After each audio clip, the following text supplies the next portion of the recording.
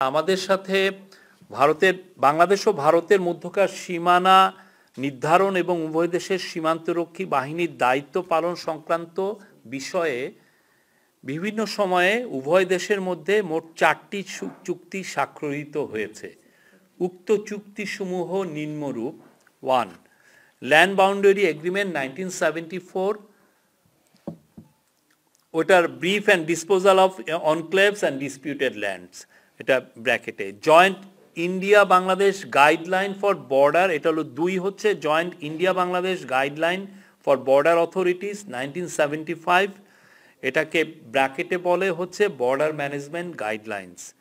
C মানে 3, land boundary agreement protocol 2011, ব্র্যাকেটে হচ্ছে exchange of enclaves, disposal of disputed land.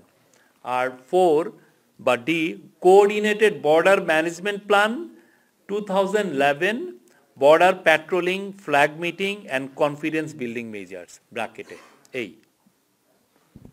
আর ভারত বাংলাদেশের যুগ্ম সীমান্ত নির্দেশাবলী 1975 সাল অনুযায়ী উভয় দেশের শূন্য লাইনের 150 গজের মধ্যে প্রতিরক্ষা সামর্থ্যতা মানে ডিফেন্স পটেনশিয়ালিটি সম্বলিত যে কোনো কাজ সম্পন্নের বিষয়ে সুস্পষ্ট নিষেধাজ্ঞা রয়েছে।